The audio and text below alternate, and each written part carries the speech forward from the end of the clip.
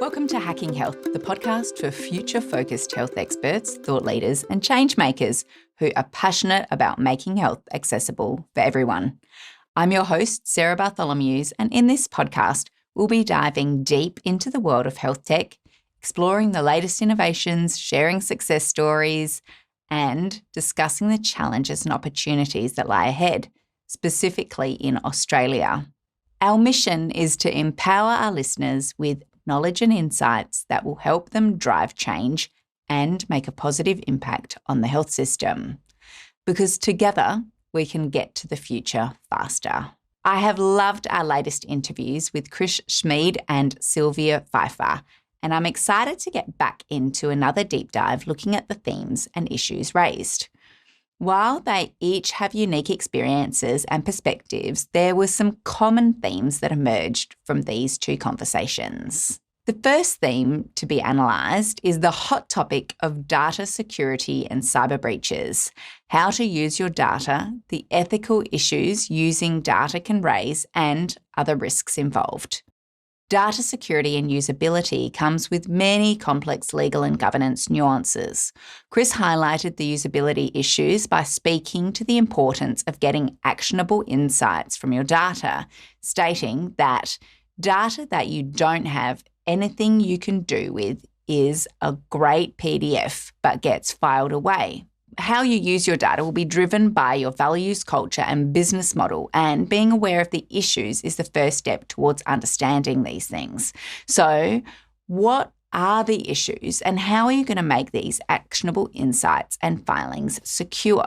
Well, unfortunately, the issues are going to vary depending on your organisation, but this is something that all business owners and boards should have as a recurring item on their agendas at the moment. One major risk is the need for expert guidance and advice on regulatory matters. In healthcare, and specifically healthcare innovation, many innovative ideas are often squashed due to the stringent regulatory environment. To allow and get ahead of this, we suggest working with legal professionals who can assist in navigating the regulatory landscape and, when recommended, engaging directly with regulatory authorities to maintain compliance.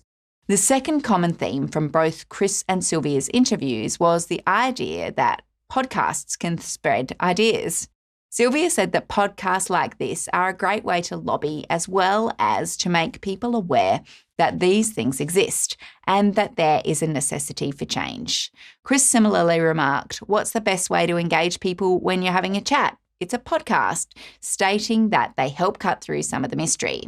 Podcasts not only spread ideas, but they're a way to communicate with your stakeholders. Have you thought recently about who your stakeholders are? For organisations, the most important stakeholder used to be the shareholders.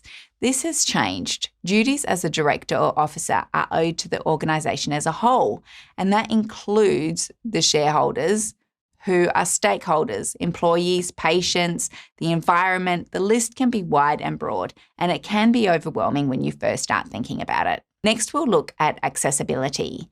This is relevant to consider when you're thinking about who you are serving, but also relevant for thinking about your market size.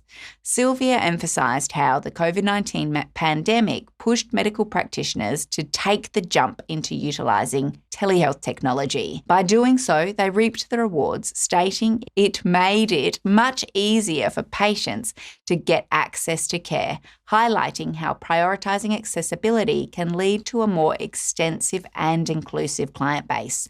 Likewise, Chris's journey from webinars to podcasts was driven by the realisation that the static slides from webinars don't add any value to effectively engage his audience, prompting him to adopt a more conversational format by a podcast. Here at YouLegal, we similarly deliver and produce this podcast as a videocast, providing an additional layer of accessibility through visual cues, which ensures that our content is comprehensible and inclusive for all viewers.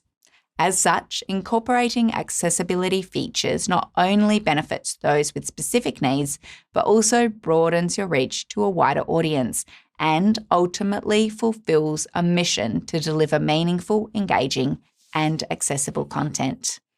Lastly, I want to explore helping doctors do what they do best, helping people. In a world of advancing medical technology and ever-evolving healthcare systems, the core purpose of doctors remains unchanged, to help people.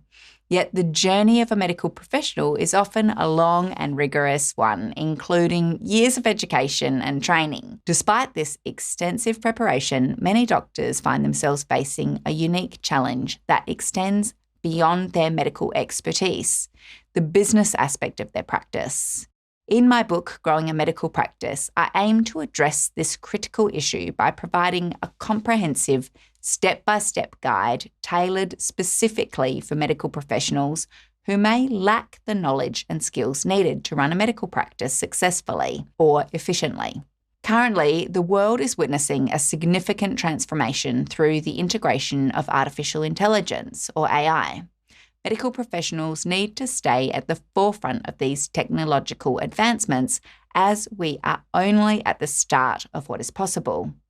AI has the potential to revolutionise diagnostics, treatment planning, and patient care, making it imperative for modern leaders in medicine to understand and utilise this technology. Telehealth has already begun to reshape the way medical practitioners interact with patients. The ability to provide remote consultations not only expands access to care, but also offers convenience for both doctors and patients.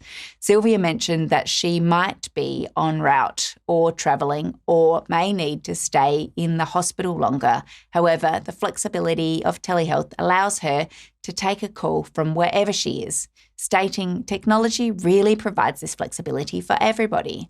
In contrast, Chris stressed that one of the biggest challenges in health tech at the moment is the interoperability challenge, as healthcare data is spread across various systems, creating hurdles for the exchange of critical patient information.